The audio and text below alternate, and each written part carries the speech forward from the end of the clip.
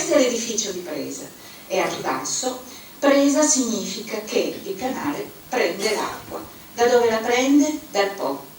Perché dovete sapere che qui a Chivasso c'è l'inizio di questo grande progetto. Come vi ho già detto, è lungo 86 km e arriva fino a Gagliate, Novara, attraversando la pianura del Vercellese e del Novarese.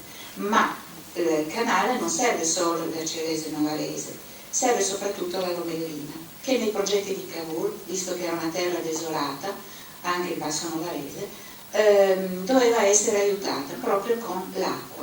E l'acqua poteva essere prelevata sicuramente dal Po, però c'è stata una persona, l'agrimensore Francesco Rossi, che ha suggerito a Cavour, dopo aver misurato il terreno, aver scoperto che il territorio, aver scoperto che c'era l'inclinazione giusta per portare acqua verso est, soprattutto dalla Dora. Perché? Perché il Po d'estate va in secca e d'estate gli agricoltori hanno bisogno d'acqua, e così questo agrimensore disse no, dobbiamo prendere anche l'acqua della Dora. Irene Cabiati ha presentato al Centro Congressi dell'Unione Industriale il canale Cavour, la mostra Il canale Cavour, che è una mostra fotografica di cui ha curato, da quello che ho visto, ha curato una grossa fetta. Prima di tutto naturalmente le fotografie, perché tu sei una fotografa, una giornalista, eccetera. E poi fra l'altro abbiamo visto un video molto bello. Che cos'è questa mostra?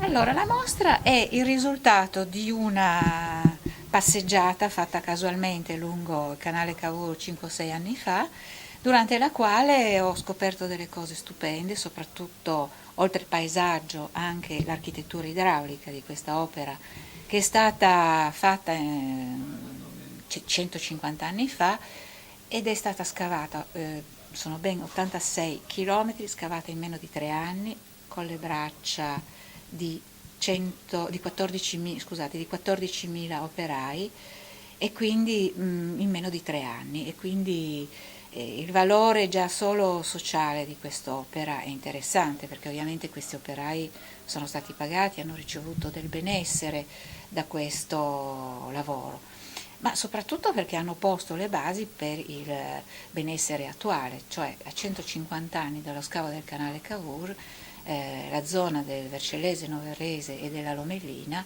che sono irrigate appunto dal canale, costituiscono il triangolo d'oro del riso in Europa.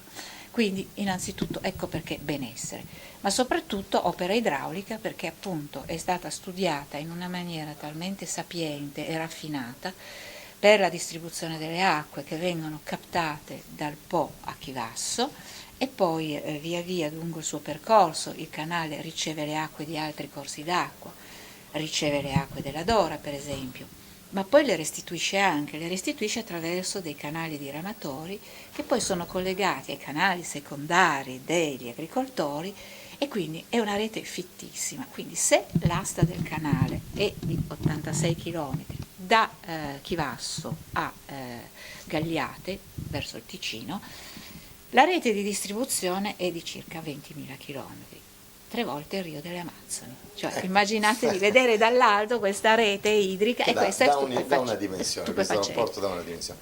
Ecco, si chiama canale Cavour perché durante la presentazione questa storia molto interessante, anche storicamente molto interessante, questo canale è stato voluto da Cavour, in quanto già lui proprietario terriero, e c'erano questioni di liti, c'erano questioni... Certo, naturalmente lui era stato mandato dal padre in campagna perché era piuttosto esuberante, no? Con le donne, con il gioco, quindi papà lo ha mandato in campagna. E questo è sembrato un'ottima medicina, perché lui lì non si è limitato a fare il signorotto che va in campagna e se la gode, nella solitudine probabilmente, ma di questo dubito.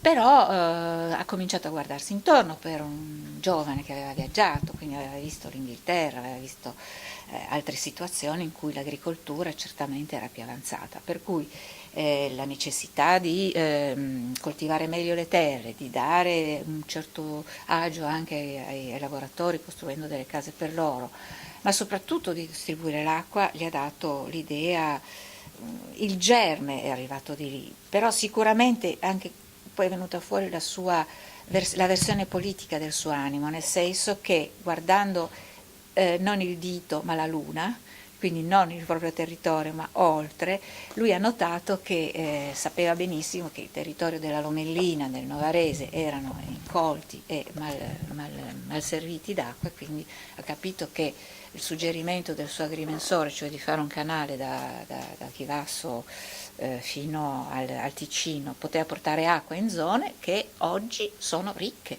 cioè da 150 anni questo canale serve umilmente, fa umilmente il suo servizio grazie al lavoro degli acquaioli che distribuiscono l'acqua con sistemi meccanici, elettronici, ma anche manuali, e funziona perfettamente, costruito in meno di 3 anni, funziona perfettamente. Ecco perché ho pensato come giornalista di fare un servizio, un reportage su questa storia che è molto bella e appassionante, e l'ho proposta al Museo di Scienze che l'ha appoggiata, e quindi adesso la stiamo portando in giro per il Piemonte. Siamo già stati a Novara 2 anni fa, adesso a Chivasso, e poi vedremo in futuro cosa succederà.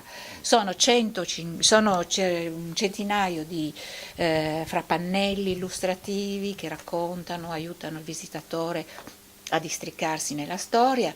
Sono foto storiche che mi sono state offerte dal consorzio Ovessesi della Coutenza Canali Cavour, e soprattutto ci sono anche i disegni, le planimetrie, cioè ho voluto raccontare quello che a me piacerebbe sapere intorno a questa opera, no? E poi la cosa bella è che soprattutto sono stata accolta in maniera superba dall'assessorato alla cultura del comune di Chivasso, che ha organizzato la mostra, anche con eventi collaterali.